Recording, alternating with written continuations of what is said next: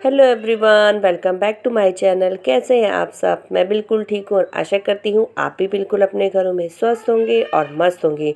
तो आज का वीडियो जो है मैं दिन से शुरू कर रही हूँ और मैं बना रही हूँ अभी आलू का झोल, क्योंकि सुबह ब्रेकफास्ट में बनाए थे आलू के पराठे। तो जो आलू का मसाला होता है, स्टफिंग, वो बच गई थी मेरी। तो उसे रख के भी कोई फ़ायदा नहीं होता, क्योंकि वो जो है वो मॉइस्चर छोड़ देते हैं, तो दोबारा से उसके पराठे तो बन नहीं पाते हैं। तो इसीलिए मैंने उसका आलू का झोल बना दिया अपने लिए और निशी के लिए। तो ये ज़्यादा नहीं था, थोड़ा सा ही था, तो इसलिए मैंने इसको दिन में ही ख़त्म कर दिया झोल बना करके। और जैसे ही ये बना तो रिद्धि की फरमाइश हो गई कि मम्मी चलो मेरे लिए झटपट से हलवा बना दो। वो उसको सूजी का हलवा बहुत पसंद है, बाकी तो किसी को अच्छा ही नहीं लगता है। तो वो पसंद है ना आपको? यस बोलो। यस। तो ये वॉइस ओवर में मेरे साथ खड़ी है पीछे और देख रही है। तो इसके लिए मैं बना रही थी यहाँ पर हलवा, और हलवा खाती है सिर्फ ये। तो आलू का झोल है 2 लोगों के लिए और हलवा है सिर्फ एक के लिए। तो रिद्धि को सूजी का हलवा पसंद है, तो इसके लिए मैंने बना दिया था सूजी का हलवा। और घी भी डाल दिया था, भून के बना भी लिया। और अब मैं यहाँ पे डालूँगी थोड़े से काजू, ये डाल दी मैंने चीनी। और काजू जो है मैंने गलती करी डाल दी, क्योंकि इसको वो काजू बाद में पसंद नहीं आए। और ये क्या कर रही थी, ये खाते वक्त जो है इन काजुओं को मुंह से निकाल करके फेंक रही थी। तो अगली बार से जब मैं इसके लिए बनाऊंगी तो कुछ भी नहीं डालूंगी, क्योंकि इसको सिंपल ही पसंद है, ना काजू, ना ड्राई फ्रूट्स, ना किशमिश। तो यहाँ पर इसके लिए ये हो गया था सूजी का हलवा रेडी, और लगभग ये आलू का झोल भी बन चुका है। तो इसको हटा करके मैंने कढ़ाई खाली कर ली और इसको मैंने सूजी को, हलवे को मैंने एक डोंगे में अलग से रख दिया। तो इसने कहा नहीं मम्मी मुझे गरम गरम ही दे दो, मुझे भूख लग रही है। तो मैंने कहा ठीक है, मैं इसको दे देती हूँ। तो आजकल मुझे जो है वो आई फ्लू भी बहुत हुआ है, ये देख सकते हैं आप। मेरी आईज़ जो है वो इतनी मोटी मोटी हो रखी है सूज के, और बहुत हालत मेरी ख़राब थी, क्योंकि मैं मेडिसिन लाई नहीं थी आई फ्लू की।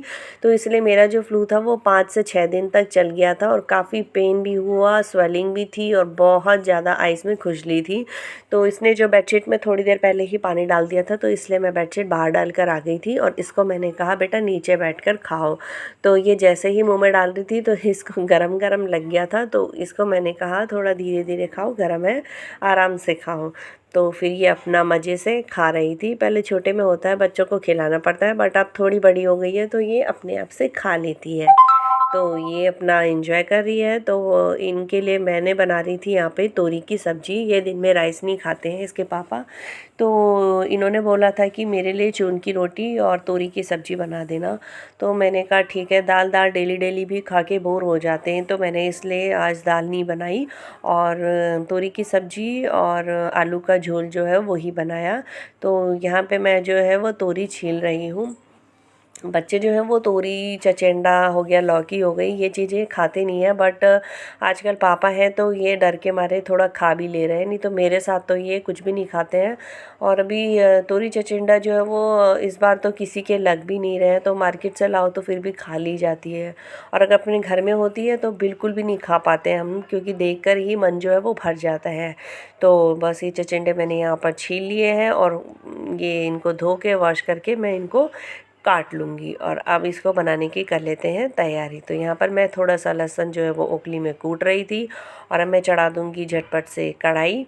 इसमें डाल दिया मैंने जख्या, और अब डाला मैंने जीरा, और ये डाला मैंने लहसुन का पेस्ट। और तोरी और चिचिंडे में थोड़ा सा प्याज डाल दो तो सब्ज़ी जो है वो थोड़ी सी अच्छी लगती है। और हम जो पहाड़ी लोग हैं, हम दूध वगैरह डालकर भी बना लेते हैं। तो आजकल तो टमाटर काफ़ी महंगे हैं, तो दूध से भी ये चीज़ें अच्छी होती हैं। तोरी हो गया, चिचिंडा हो गया, लौकी हो गया, तो इनमें तो दूध चल जाता है। तो बस ये मैंने यहाँ पे तोरी जो है वो जल्दी से छौंक दी है। और एज़ यूज़ुअल मसाले वही हैं जो सबके घरों में पड़ते हैं, हल्दी, मिर्ची, धनिया वगैरह, वो सब कुछ डाल करके मैंने सब्ज़ी छौंक दी है। और बस अब मैं फटाफट से गूँथ लूँगी आटा।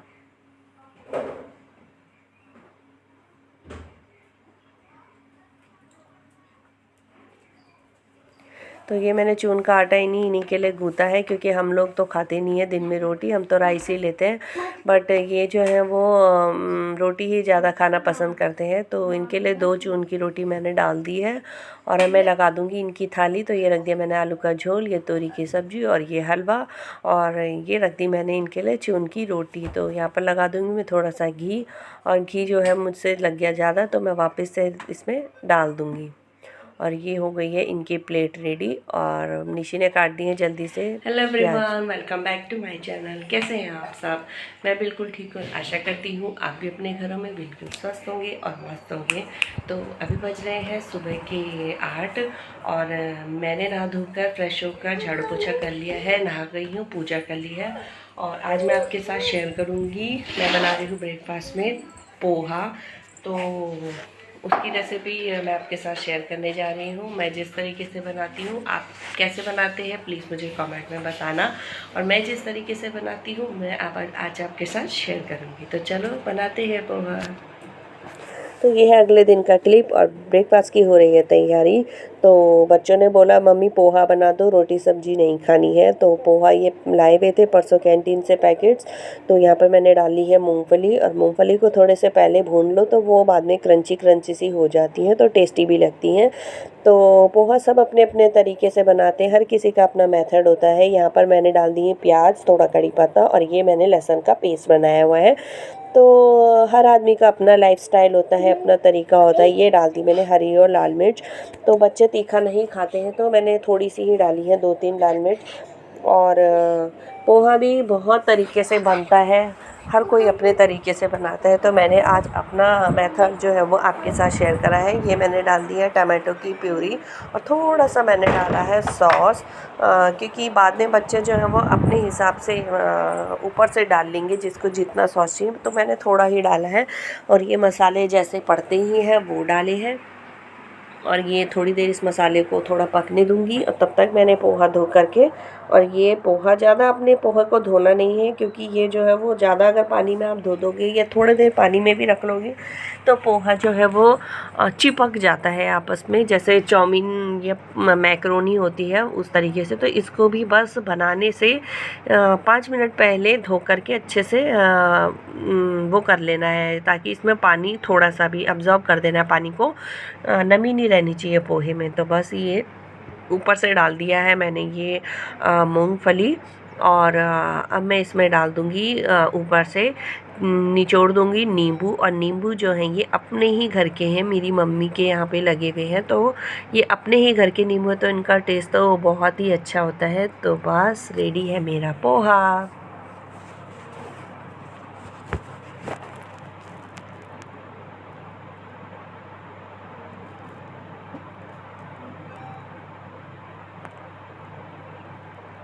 आप अपने घर में किस तरीके से पोहा बनाते हैं प्लीज़ मुझे कमेंट में बताएं।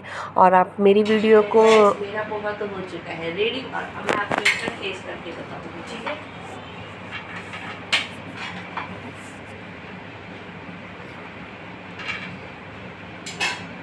ये मेरा पोहा हो चुका है रेडी, और इसका टेस्ट कैसा है वो मैं अभी आपको बताती हूँ।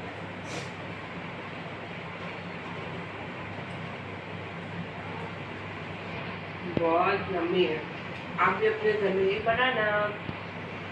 तो ये देख सकते हैं आप, यहाँ पर हुई थी मक्का, और मक्का जो है वो खाली है, और मक्के के जो डंडे हैं ये रह गए हैं, और झाड़ी देख सकते हैं आप कितनी ज़्यादा है। तो इसको भी साफ़ करना एक बहुत बड़ा टास्क है।